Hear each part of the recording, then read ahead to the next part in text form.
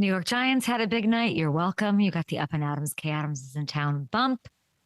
I've got a bagel. I've got mac and cream cheese, cream cheese. What a day, Drew Bledsoe on the show. We're going to talk about last night, of course, Jaxson Dart wearing wired headphones. We're going to talk about his ability to throw on the run, maybe better than most in the league. And we'll get to maybe the pushing of the tush. I haven't decided.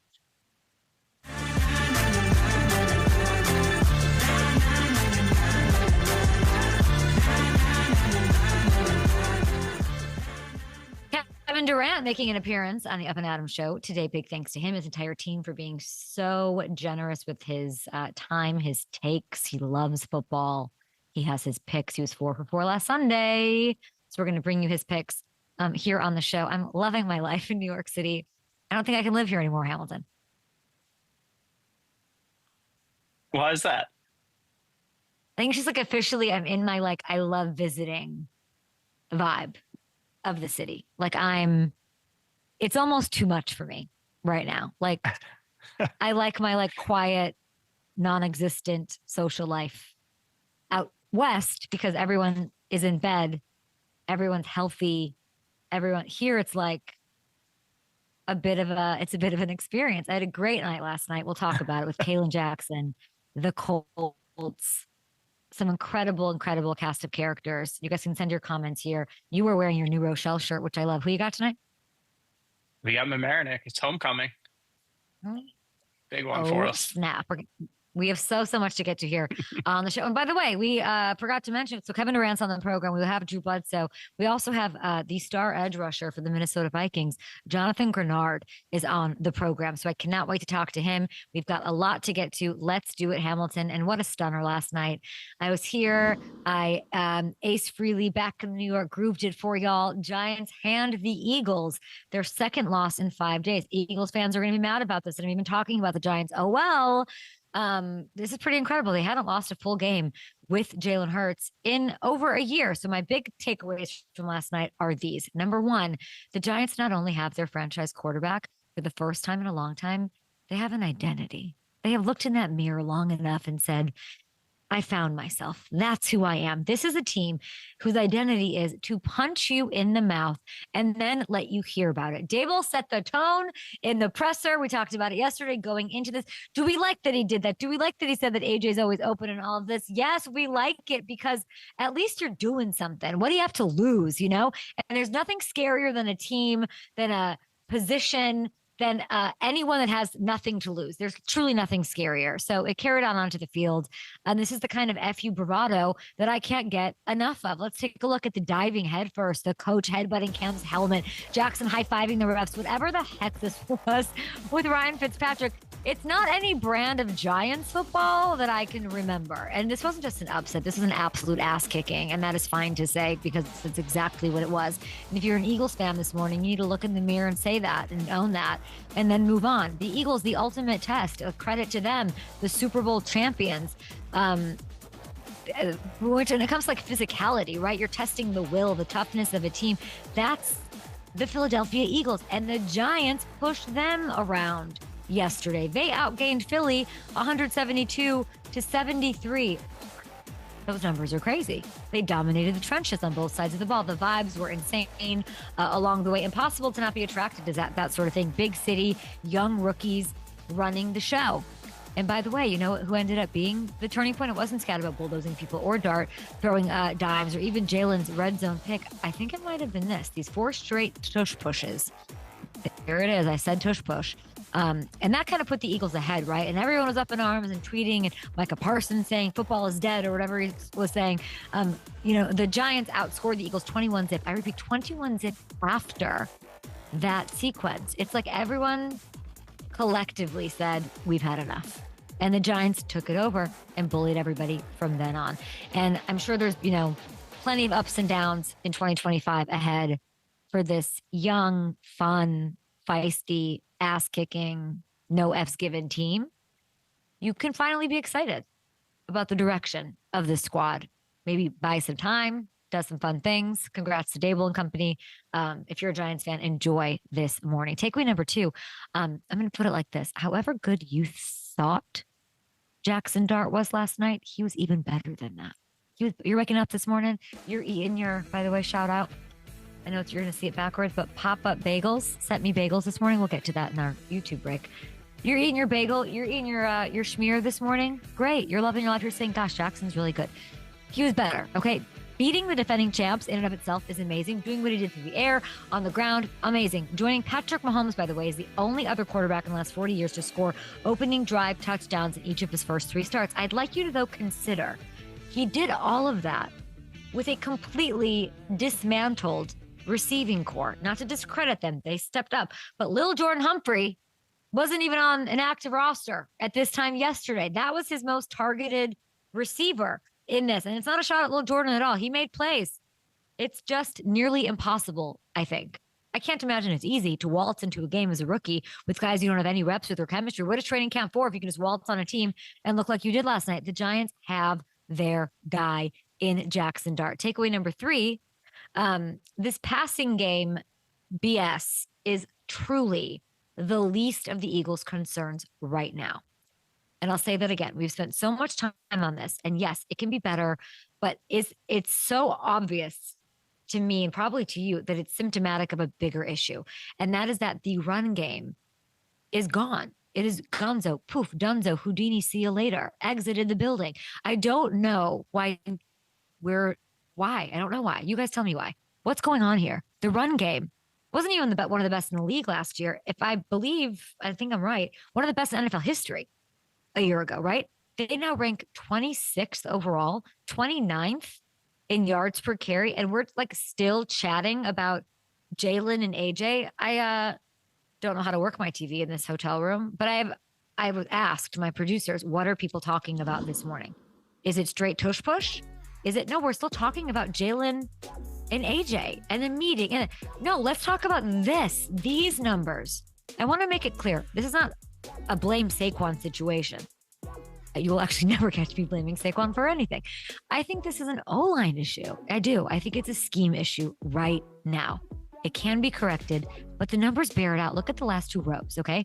Saquon's averaging 2 fewer yards per carry before contact.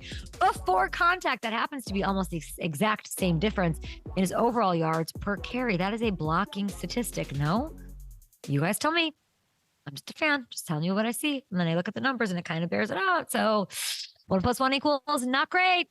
You saw it last night. It felt like Saquon was just getting hit the second he got the ball in his hand. I'm like, he can't even get going. And Saquon kind of said that after the game. Here's what he said. He said it was like an execution, maybe even a mentality issue. This is what he said, quote, "We got to get back to that mindset, not giving a bleep what the defense is trying to do." Lane Johnson, one of the most incredible players ever, my favorite players, he sort of addressed this scheme as well, saying that they need more RPOs. You got to keep the defense on their heels. That makes sense. That'll help solve both issues, right?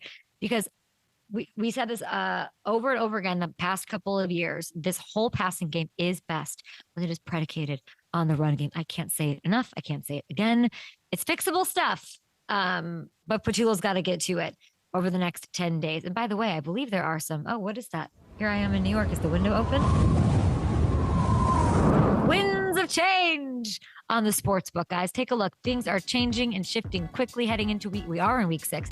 Eagles drop from 2nd to 4th in Super Bowl odds on FanDuel Sportsbook. Winds of change. The Lions and Packers jump on Detroit. Takes over as the new favorite to win the NFC as well. By the way, if the Commanders beat the Bears, and that's your Monday night game, Jaden Caleb, they move into first place in the NFC East. Eagles still favored to win the division right now. Interested to see what happens after Monday. Shall we take a look at a peek at the slate? Yes, we shall. Here it is, week 6.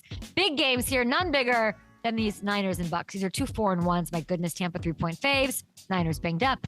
Might not have expected it coming into this year, but Jack Seahawks, how about this? What a big game. Jacksonville, 1.5-point faves there. Lots to get into. We will with both Drew Bledsoe and Jonathan Greenard. We'll get Kevin Durant's picks for you as well. And of course, by the way, Sunday's action kicks off with Jets Broncos in London, and we are boosting around the world, baby. Whether it's Daft Punk or Pimpin' Around the World, whatever soundtrack you want to listen to, as you pick your anytime touchdown score, you tell me. Maybe you listen to some London-based music. Maybe you're going to listen to H. Maybe you're going to listen to Central C. I don't know. Do whatever you need to do. FanDuel's giving all customers a 30% profit boost token you can use on an anytime touchdown score from that game. There are no odds as a requirement. You can pick whoever the heck you want. It is live. It is on the site right now. It is done so awesomely. I can't believe this is the third international game already. I believe there's 6. Can we make it to all 6? We could only get the okay from the overlords on generosity like this if you guys have fun and participate and have a good time. Pick your guy and go for it. All right. Very rarely do we get an A block hammer time appearance, but we're doing it. Let's bring in that Thor with that hammer, wearing that great outfit here. There he is. There you go. Hey, we're putting you in the A block. Is it because I had a long night? Is that what you're like? Let me give her a little breather here in the A. A little tush push through the finish line of this A block. Yep. Love that. I've just let you know how much I love that you just said that. You know how much I love. I think half the problem is that people like saying if the word wasn't, and it's so irritating to me. It like buzzes my ear the second I hear. But I think people find it. I mean, it's not alliterative, but it rhymes. There's a thing to it. And people like saying it, and therefore, ergo, it's a thing. It has too good branding. The marketing on it's too good. And so if we changed it to something that's like the divisional round, something lame, I think we'd have a better chance of it not being a storyline, which apparently it's not. We've said it 9 times, and now it's time for hammer time. And do you want to know what it is? I spent time with the Colts yesterday. Love the Colts. We had Shaquille Leonard on the show yesterday. They're 4-1. It is so exciting. It's been the story of the season, in my opinion, so far. Have you watched our friend Daniel? Have you watched this top 5 ranked passing attack? What are you saying? I have, and there are 3 big things that stand out to me right now. 1, the Tyler Warren effect is real. He is the next great tight end in this league, and his presence has completely changed this offense from a scheme perspective, from a production perspective. 2, Shane Steichen is a great play caller. And 3, most importantly, Daniel Jones' ability to handle pressure has really been outstanding. Let's get into it, and I'll start with the Warren and Steichen side of this all. You're going to see here a 3rd and 4 against the Raiders. And this is just Steichen knowing what he's going to get. And certainly that little stupid short motion from Michael Pittman at the top of the screen just totally changes what the Raiders are going to do in coverage. You see Jeremy Chin pointing to the corner. So now instead of having Jeremy Chin head up, Jeremy is a big physical safety that can run. Instead of having him head up on Tyler Warren, now he's going to the flat to Michael Pittman. And this corner that's 5 yards outside of Warren is supposed to be able to defend this seam. There is no corner on planet Earth that's able to defend that. That's a free 20 yards just because of Shane Steichen's play calling and Daniel getting the ball out quickly. And here's the Daniel Jones effect. 4 verticals here, Warren and Pittman at the top of the screen. And there's a breakdown in protection. Kobe Turner is on a dead sprint at Daniel Jones, and he's not even at the top of his drop yet. But he's going to hang in there in this pocket. He knows that he has that window to Warren, and he's going to take a massive hit to make this throw. And look at that. It even fakes out the cameraman on all 22. The camera zooms in on Daniel on the ground instead of following the ball for another 20-plus yard gain. And you'll see it here from the end zone. You have Kobe Turner barreling down, hanging in that pocket. He's flipping head over heels, still makes the throw. Incredible toughness, incredible quickness with his delivery there. And then more play, and then this is where it kind of all comes together. You're going to see it's a waggle play here. They're selling bootleg to the left. They're making it look like flood. Waggle. Josh Downs is taking the corner out. He's going to come back across the field. And again, an unblocked pass rusher in Daniel Jones's face. He throws this ball 50 yards on the money to Josh Downs. Even if the coverage is better, that's still a completion. And that's where you see it. It's all coming. Perfect play call, great execution from Downs and Daniel with his toughness and accuracy. It is a really fun thing to watch, and it is sustainable. This is going to continue. The Colts are for real. Are they going to pressure him this week? They're going to try. That Jonathan Gannon's going to try, but it hasn't phased Daniel yet. Yeah, I want to see them do it a lot so he can crush it. And then maybe people will get on board with what we're saying. I feel like the indie crowd, what we sort of unpacked about Daniel over the week, right? And what you're showing, there's still this like, it's just the O-line, it's this, it's that. So loved seeing that. By the way, I'm looking at this, and obviously it's the Cardinals and these 4-1 Colts. Colts 7.5-point faves.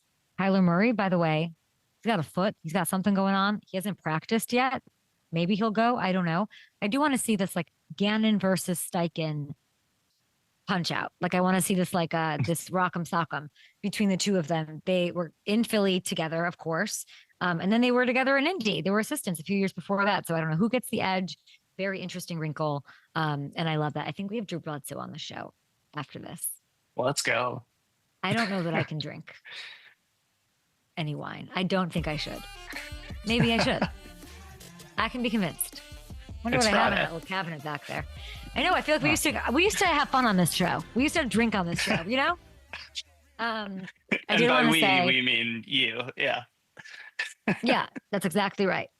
Well, you're always welcome to join me, but you won't. Sam Munson from PFF fame at that point used to join. I do want to show you, Hamilton, that I use the meta threads. Okay. And I was on my way from the airport and I was like, I was really craving like carbs for some reason. And I was like, I don't think I've ever had a bagel. Like, you know, I lived in New York. Of course, they're everywhere. Good Morning Football would have this. I never go for a bagel. To me, I just much rather have like, if I'm going to go for that, that's going to be like pizza. It's going to be a pain au chocolat. It's going to be, if I'm going carb, I'm going like a cinnamon roll. You know what I'm saying? Yeah. I'm not going for a bagel. And it's like so dense and like so aggressive. And I like don't really, you know, but I was like, I think I had one and I know exactly where I got it, Hanover Square. During COVID, it was the only place that was open. It was like around the block. And I got like a Leo's bagel and in Financial District when I was like holed up there during COVID. I haven't had one. I tweeted. And then this place, and it's backwards because of my camera, Pop-Up Bagels delivered me 12 freaking bagels. Have you ever had these? Wow. Yes, I have. And they're incredible. Are they good? I haven't had them. Are they good? Oh, they're really good. Yeah. Somebody said I need to like, and they, by the way, they have like mac and cheese schmear this month. They have like a different schmear every month. I don't have that. I gave that to Dina. But what is it? We have to like pull and rip. I'm doing it. I haven't had a bagel. I think I've had a bagel once in 15 years. And so what, you don't like cut them open? You just like would dip it? You can do whatever you want. Yeah. Need to talk, but I can't talk. It's delicious. That's so sad. Yeah. Should I get wine? Now, Shit. yeah, you absolutely should get wine. Come on. What do you think I have? It's Drew Bledsoe. Can't not have wine for Drew Bledsoe. I think he told you last time, you know, he wants you drinking Barolo. I don't know if you have any of those lying around, but I feel like that's going to be offensive to him. Go for it.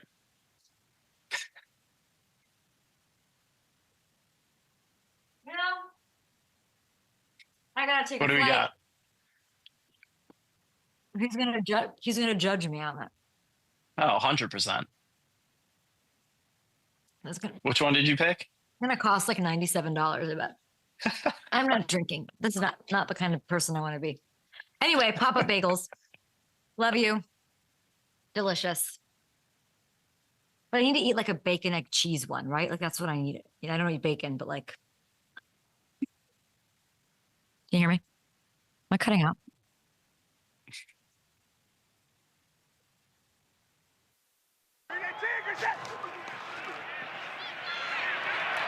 Dart, he can run. Can he ever? He can run all the way to the end zone. Touchdown.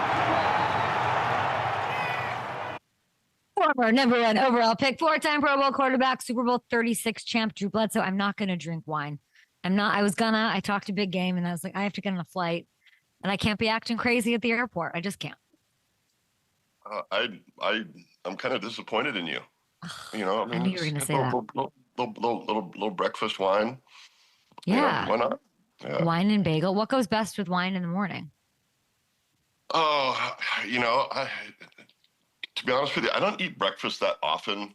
But when I do go out to breakfast, I don't mess around. I go straight like chicken fried steak with gravy and hash browns and all that. True, that is so crazy. I love it. I go for it. But that's like once every 2 or 3 months. The rest of the time, I have coffee for breakfast. Me too. I don't do breakfast. I do a big lunch and I do very little dinner. My lunch is my thing. Okay. How are you? What have you been doing? I'm You great. live the I'm best great. life of anyone around. We had a good summer hanging out in Montana. I was just at the winery yesterday. We're deep into the middle of it, making wine. But now, my wife and I we're sort of in the second wedding season of life. Because you have that first wedding season when all your friends get married. Well, now all of our kids' friends are getting married, and so it seems like we're traveling to go to weddings pretty much every weekend, and we've got another one tomorrow. So that's the exciting stuff in our life. Are you first one on the dance floor? Not the first one, but I'll get out there. A little bit. This one would be nice to know because the earlier this summer our son got married, and I actually had to marry them. So you're talking to an ordained minister now. I don't know if that makes you nervous, especially with some of your lifestyle choices. But that was nerve-wracking. I actually had to get up there and then perform the ceremony, and I'm certainly comfortable speaking in public and all of that, but I was just nervous that I was just going to be a blubbering idiot and just cry my way through the whole thing. And you, of course, were. I think I cried the appropriate amount. And what is that? What does that look like? And you just a few tears, maybe like a dramatic pause where you kind of collect yourself a little bit. But I was just because and I'm not afraid to cry. I'm a modern man. I don't worry about it. But a modern Montana man. Modern Montana man. But the problem is my voice cracks if I cry, and that's what I really didn't want. And then that sounds kind of weird. So but I made it through without my voice cracking. And that's all that really matters. That's what they say. The key to lasting love. Make sure the ordained minister that's also your dad and also a great quarterback legend doesn't crack his voice. That's what I've read. That there you somewhere. go. That's rule number one. That's what they say. Over under on self-deprecating jokes during the actual ceremony that you made. 2. I think it was probably exactly 2. Yeah. So I had to throw a couple in there. They didn't want it to be too overly serious. So actually, tried to keep it light. It was fun. Your best marital advice, Drew Bledsoe. Hit me. Best marital advice. I know the simplest one is just be nice, and when you have that just perfect comeback, insult, whatever, when the argument, just don't even say it. Just put it away. Don't say it. Sleep on it. Revisit it. And then the other one is we try to you have to have a hard discussion. Do that in the morning over coffee, not later in the night after a couple glasses of wine. And that's why I'm not drinking wine. And you're trying to get me to drink wine in the morning. You want me to be single forever, Drew? Come on. No, you're not going to get me married if I'm throwing back wine in the morning when I'm supposed to. Just if you're going to have an argument. If you're going to find a date, go ahead and have that wine all day. Yeah, there's no arguing in the early stages of dating. That's for sure. Now I just want to crack this thing open. Should we talk a little football, my friend? Yeah, and congratulations, sure, by the way. That's very exciting. Yeah, that must be wild to watch your kid get married. It is kind of wild. It's pretty cool. Now we're just hoping they give us some grandkids here pretty soon. We're ready. Yeah, no pressure. Don't. Yeah, no doubt, right?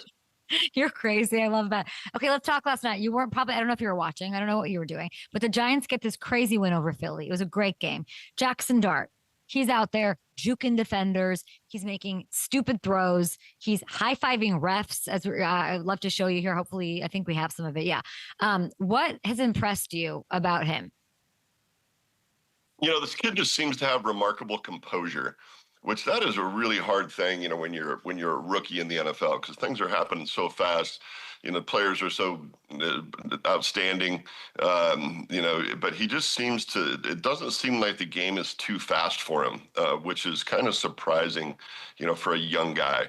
I remember when I came into the league, I don't know, 3 decades ago or whatever that was, Kate. Jeez, I'm getting old. But Phil Simms, I think, had a quote back then that I think is totally true, is that, by the time you get to kind of the middle of your second year, the game starts to slow down for you. But the way he's playing, it looks like the game has already slowed down for him. He's playing really good football, as a rookie. There's a lot of discourse on if he needs to protect himself when he's running. What do you think? Yeah, that's the dilemma, right? I remember, it'd be interesting because he has a great mentor for that on his own team. I remember watching Russell Wilson play when he would run. Russ has always had like this knack for being able to run and make plays, but never take the big hit. He would always get down or get out of bounds, and so if he just goes and puts on some Russell Wilson tapes and watches how Russ has protected himself over the years, that would be a great mentor. Because that's one thing that allowed Russell Wilson to stay healthy for all these years, is that he would run and he would make the big plays, but he never got hit hard. I remember, I think the same. You think it's kind of the same thing that people have said about Josh Allen, and I think that's true. He plays such a physical style of football. He acts like a football player in first and a quarterback second sometimes, but he's been able to do it without getting hurt. But yeah, the best, I think the best ability is availability. So hopefully he can play the way he's playing and not get himself hurt. As you're watching football, I mean, I cannot believe it's week 6. I'm going to London today. It's Jets Bronco. I literally cannot believe we just started week 6.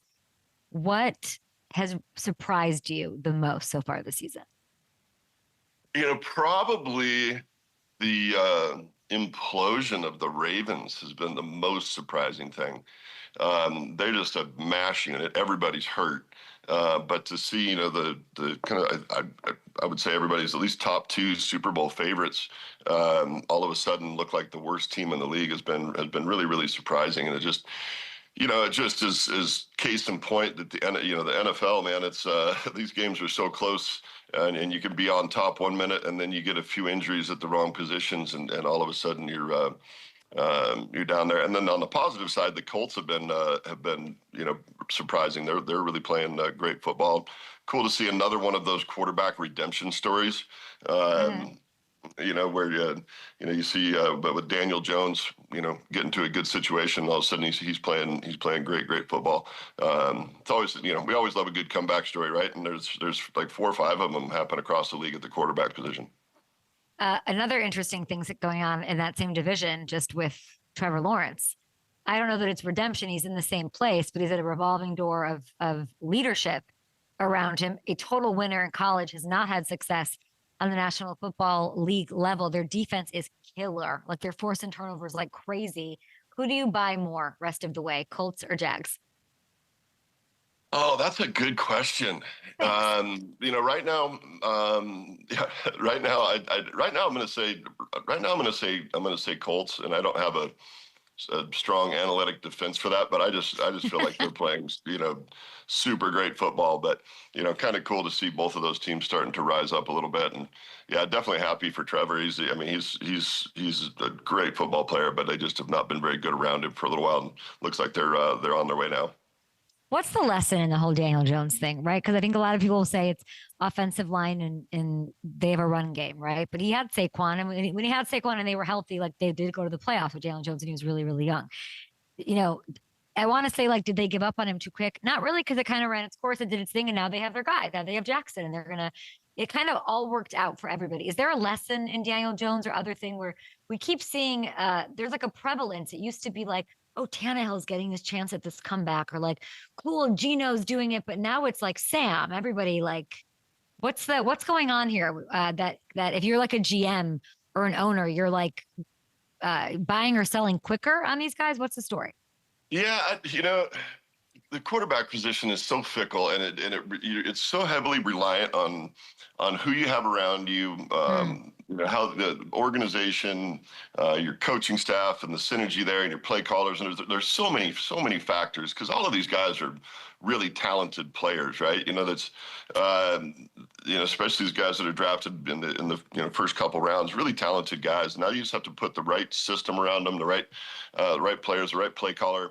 But then there's also a maturity that happens for some guys, and it's that's why with some of these guys that Baker is playing at an MVP level. You see Sam Darnold having great success in Seattle. You got Daniel Jones and his resurgence. There are a lot of these guys that are that are showing up, now, and it's also a credit to them, because one of the hardest things to do as a quarterback is to maintain the emotional side of it, and maintain your confidence when things have not gone well, and then continue to improve, each day and each year, and so it's partly situational, and it's partly a credit to these guys for continuing to improve and believe that they were going to have success, even though they hadn't had it, early on.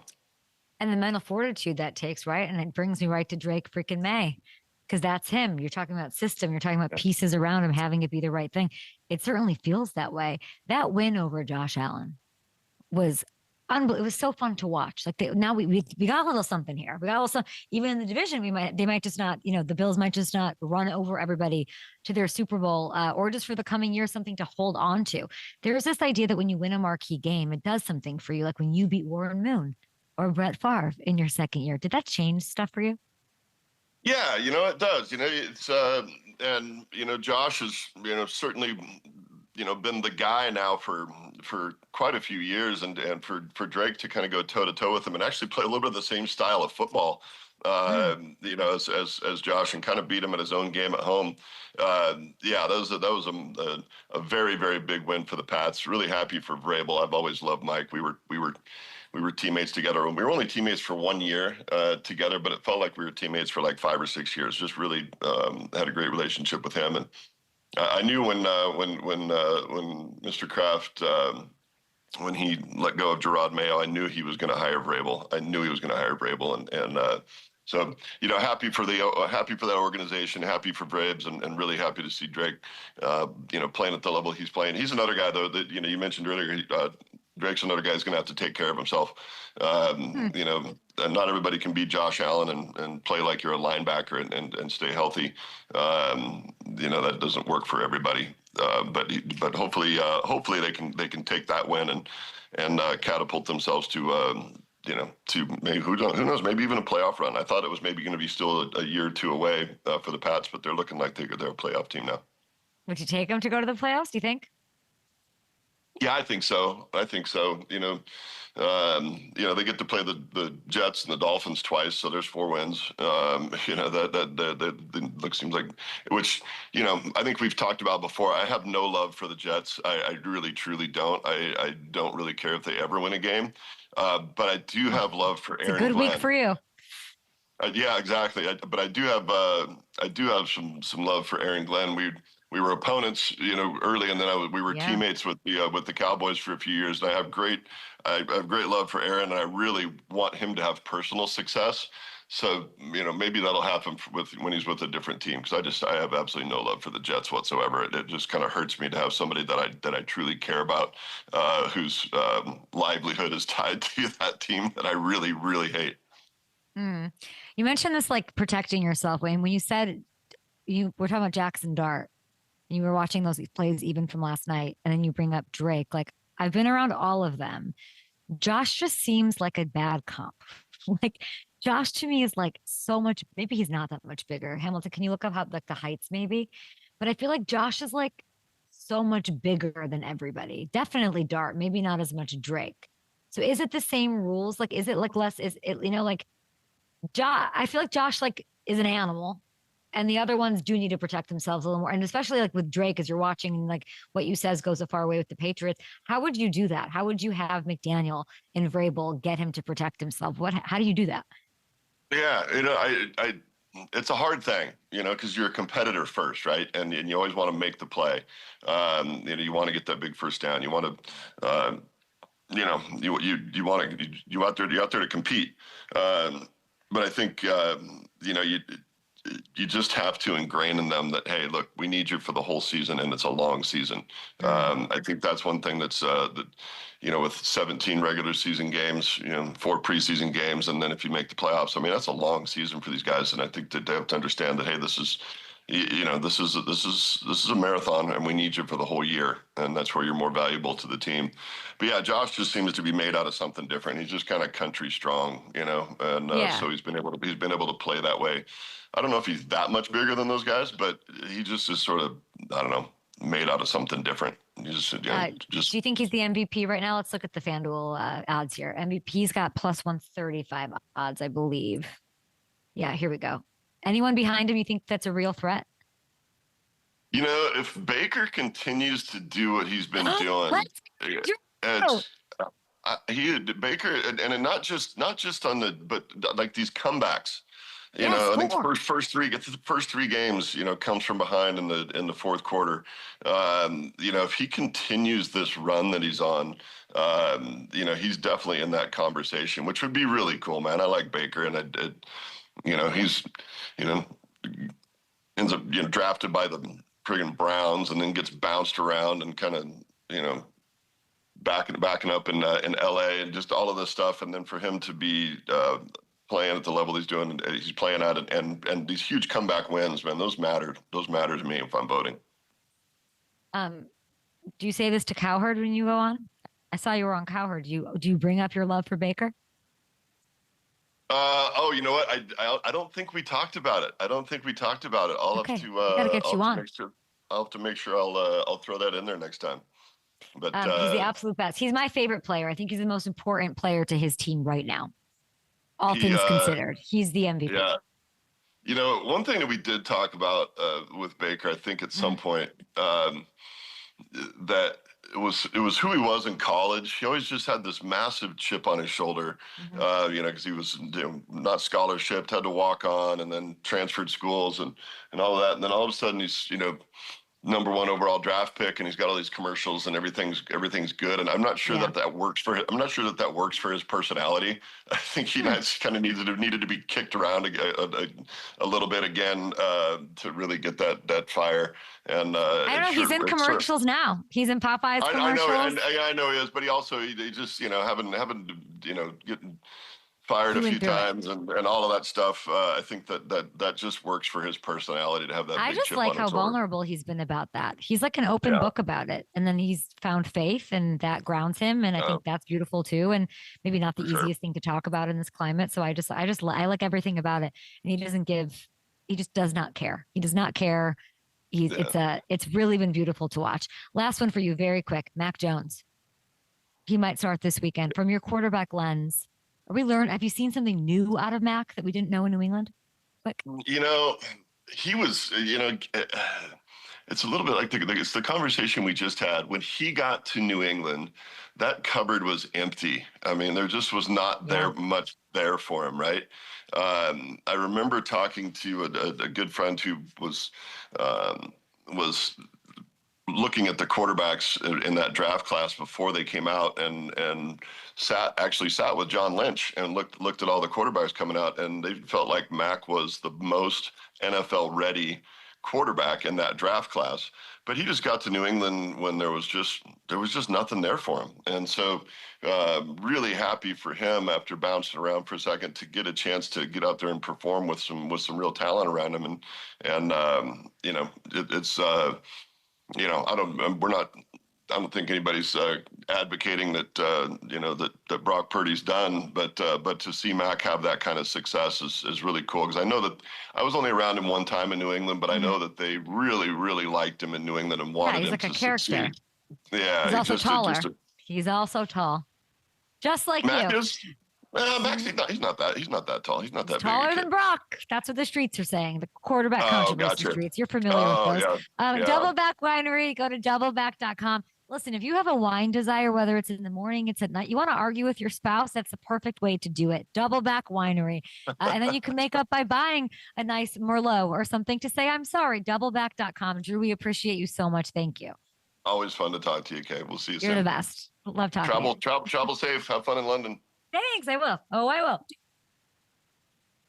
And he is buried again. Jonathan Greenard. It is Greenard with revenge on his mind. It was Greenard. There's the pressure. There's the shot. Jonathan Greenard. This has been a sweet Sunday. It is Greenard with revenge on his mind. When you hear those play calls back, Jonathan Greenard, what do you think? What are you thinking? It feels a little long ago. I mean, it's cool that obviously had that happen, but I feel like I ain't heard that in a long time. So I think that's the next goal is to get that back going so I can get my little mojo back or something like that. I think it's a fun name to say if you're an announcer. Jonathan Greenard. You get to say it in this like kind of Hulk way, which I love. First of all, great to see you. Second of all, congratulations on your win against the Browns. You get back from 2 weeks in Europe. You're practically a citizen over there, and you're on a bye week now. And then I see all of these videos of you working out, which just is a testament. You're 2-0 there, by the way. You're grinding. You're doing your thing. There's so much to talk about. Listen, you have the number 3 pass defense in the league right now, Jonathan Greenard. How much credit do you deserve for that? Me personally, probably just as equally as everybody else on that team. But man, all hats to flow. You know, KO, I feel like they do a great job of just, you know, dialing it up each week. I feel like, honestly, they just tell me what to do and I do it. It's not necessarily of me, like, formulate my own plan and stuff like that. But it was good to definitely get a dub to come back. Obviously, that long flight coming back from London, it was definitely felt much better with a W. I set you up with that question, so you'd say, it's not me, it's everybody, just so I could show you this, Jonathan. I'm one step ahead of you. You, my friend, are top 5. Take a look at this. You're top 5 in creating pressures, quick pressures. You get to the quarterback in less than 2.5 seconds. You are making these quarterbacks throw the ball way before they want to. How are you doing this?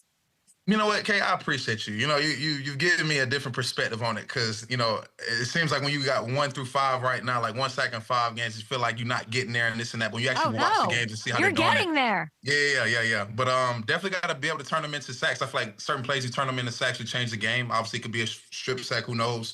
But yeah, man, I just try to get off the ball as quick as I possibly can. Anytime I got like a little inkling on, you know, whatever the play could be or just certain little small things, snap count, kind of tendencies on guys, I just pretty much try to use that to my ability and just get off the ball. And, you know, like I said, you get off the ball fast as you can, you have a better chance of affecting the play. 1 sack on the stat sheet, that does not tell the story. We have been watching you here on the Up and Adams show. You are so responsible for we counted a bunch of times. You move the quarterback off his spot, and then one of your teammates ends up with the sack. It kind of shows the kind of guy you are, honestly. But I do think we need a new stat for those. Like, I think we should call it, tell me if I'm crazy, sack assists. Because I think that you would lead the league right now. Sack assists. What do you think about that? Anytime they can add up to the sack total, listen, I'm all for it. So listen, we finally got somebody on the defensive side. So I like you a little bit more now. You're rocking with me right now. Yeah, I like it. Like you right I'm headed to London today. You guys get the win in London. But there was a little viral conspiracy here, okay? We had a missed 51-yard kick, or did he? Half the internet thinks the kick hits the wire.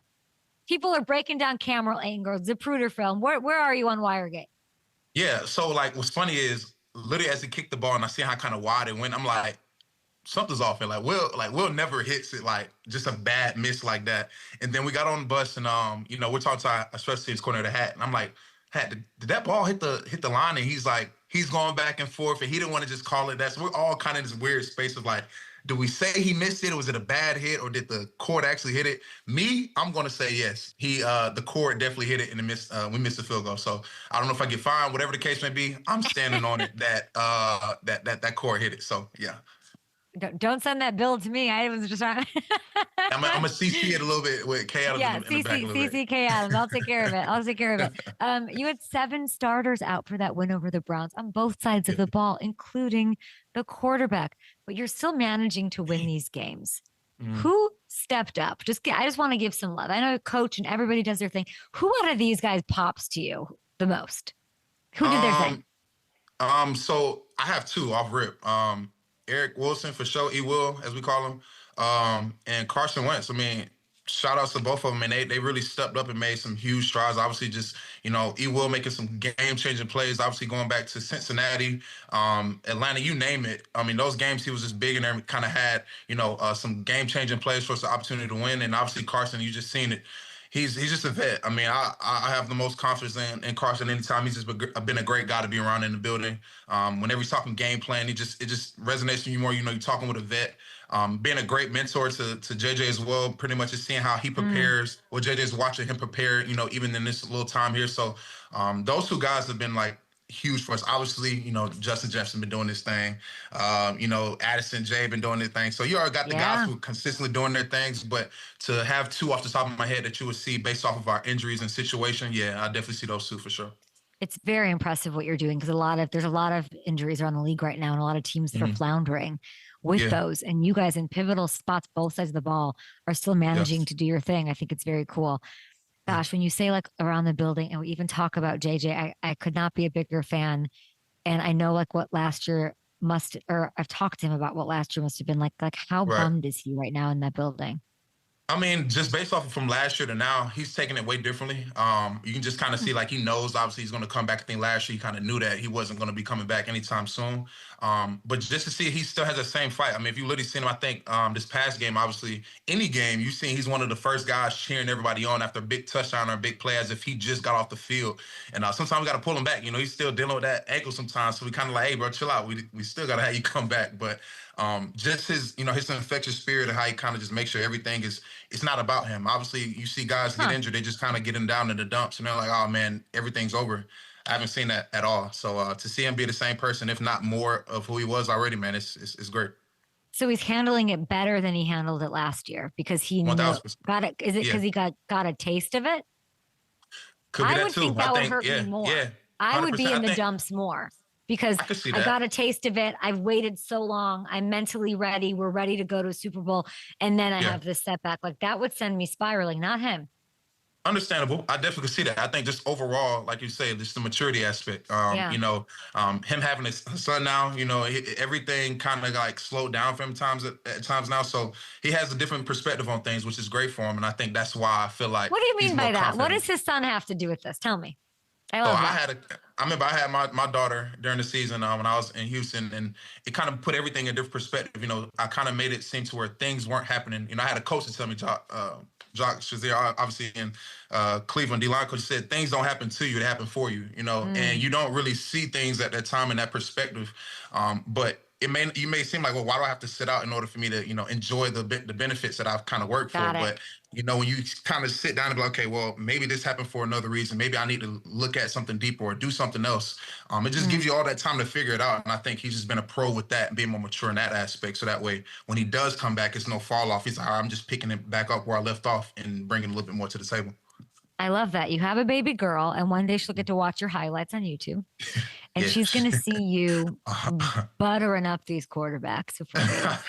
And she'll be like, Daddy, why do you say, Daddy, I hear all these really nice things that you're saying to Dylan Gabriel before I absolutely destroy and terrify him. Is this some sort of reverse psychology? Let's just hope that, I never crossed paths with any of the quarterback sons that end up going to school, with my daughter, something like that. So that way, they can just have a clear mind and not have to think about that. And they're going to hear Greenard side to it. I'm like, hold on, listen, has no type of correlation at all when it comes to the football field. Why are you so nice to these quarterbacks? Man, listen, I try to be a good guy on the off the field, but, certain things piss me off in the field. During the game, and I try to channel that in, and it's like, okay, listen, I'm gonna be nice to you because I want you to hold the football just a little bit longer. I don't want you to get rid of it if I talk trash to you. Like, all right, let me get the ball away because he's coming. But I try to be nice to him. It's reverse psychology. I love this. You have the bye week, spending time with your family. Then you have the Eagles. What's something nice you'd like to say about Jalen Hurts? Hey man, we came out the same year, so that's one of the good things. So I never played them boys before. I was always injured. I was injured when we played them in Houston. So this would be my first time playing them. So I'm excited, definitely excited for the challenge for sure. You know that tush push is coming. You've never been on the other end of an Eagles tush push. We looked this morning. What's going through your mind watching them run it 4 straight times yesterday?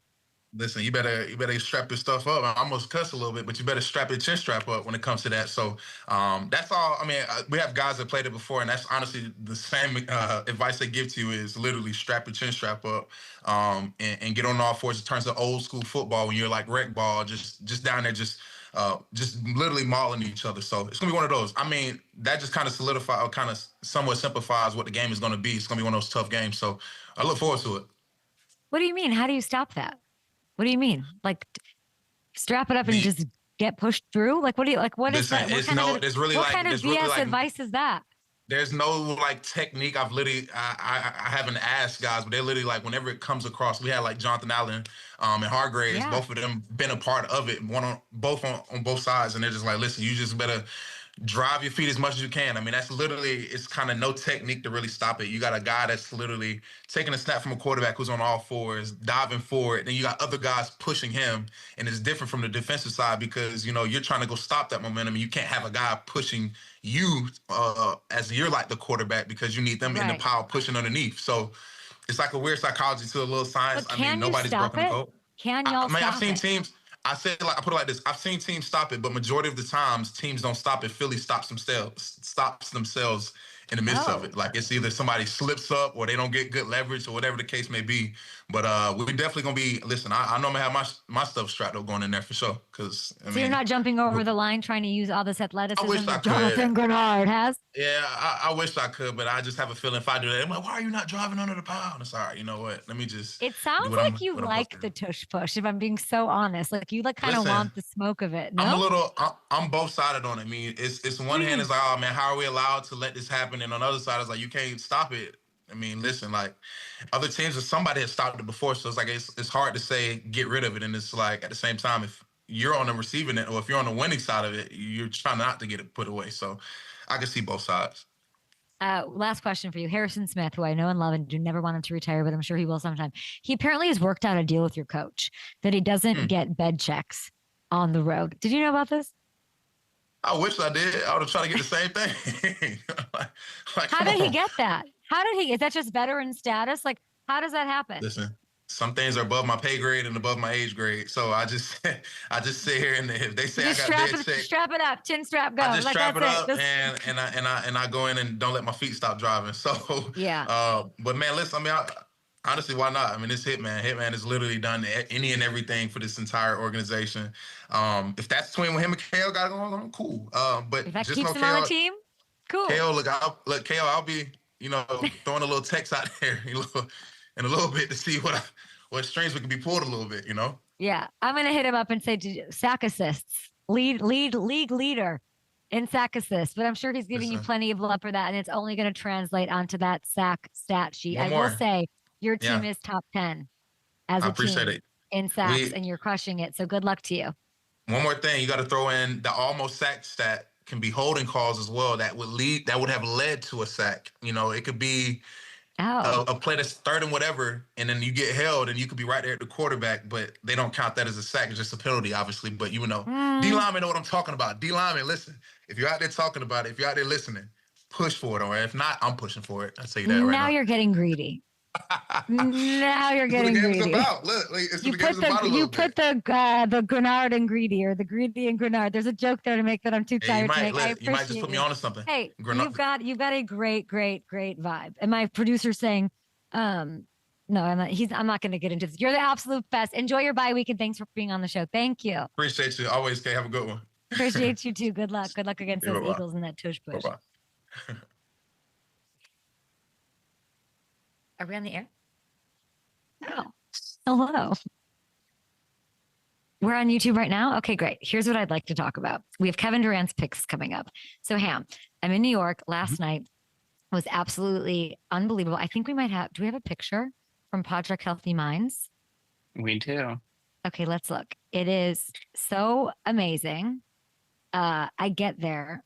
The vibes are just so high, and people are really doing the most to support what really is destigmatizing mental health, normalizing talking about it. Nobody's done it better in our NFL world and really beyond than KALEN Jaxson, the owner of the Indianapolis Colts. She was awarded, she got presented Hamilton this award by Commissioner Goodell, who was there with his lovely wife, Jane Skinner, of course. And they were at the table for the whole thing. It was a whole, Carson Daly was there, Meghan Markle, Prince Harry also were being awarded. But KALEN, as we know, we've known this forever. She, in such quick time, has raised so much money and has had such an impact on not only fans and children or whatever, but the players coming to her and saying, How do we talk about this? How can we be more open and normalize this? Other teams, like the impact of Kicking the Stigma, and it's just growing. They've got more campaigns coming. They're affecting more and more people, more and more realms of life. And it was a really beautiful night. I also want to say, so really big thanks to KALEN Jaxson and her entire family, the COLTS, for having me get to sort of peek in on this. It only makes me want to do more. I want to do as much as I can to help. And I will also say that Pat McAfee was there with his lovely wife. And for them, you know, he's on his way to Oregon, and he's coming from, and he donated a lot. Like it was awesome to watch Pat move and the way people react to him. And it was all for such a great cause. And I just wanted to say that it was like a very, very, it is a night that will not soon leave me. Like it was all around really, really amazing. And the vibe's really high, and they made me, for the first time in a long time, be optimistic. That's the truth. Yeah. So there it is. More on Kicking the Stigma, guys. We will, of course, put this link out and do that. But thanks to KALEN, and congratulations to KALEN on her impact and everything she's doing. Let's get to Kevin Durant and his picks for week 6. Okay, let's get your picks for NFL week 6 so everyone can tune in. Go to FanDuel. He's on a heater. He's on fire. Let's start with the Steelers. Aaron Rodgers, favored at home. They've got the Browns. Give me Aaron Rodgers and the Steelers, of course. Why? It's Aaron Rodgers. Okay. So that's something. Divisional game. It's divisional game at home. Think the Steelers are winning the division? Yeah, I got them winning the division. Ravens are still favored, crazily. They are, but I don't know about Lamar's hamstring, man. Them hamstrings just get tricky. So him being out, you just seen what happened with him being out this past week. Seahawks looking to bounce back. They've got the 4-1 Jags, who you like. That's a tough game for Jacksonville. Give me Seattle on that one. Seattle on that one. Love that. Chiefs coming off that Monday night loss, short week, favored against the team that I think is playing the best football, and it's the Lions in Arrowhead. How does that play out? Oh, the Chiefs lose this one. That's a tough start of the season for the Chiefs. It's gonna be tough for them it's gonna be tough. They'll be 2-4. Like the division is they can still win a division, but that's just tough to start off 2-4. But give me Detroit. And then Monday Night Football, Commanders favored over the Bears. Jaden versus Caleb. Why do your Manders get the win? Momentum. Our quarterback's back. We might get Terry back. Man, and we beat them last season on the Hail Mary. So I think we got a little bit of mind control over the Bears right now. You know what I'm saying? So I like us, man, Monday Night Football.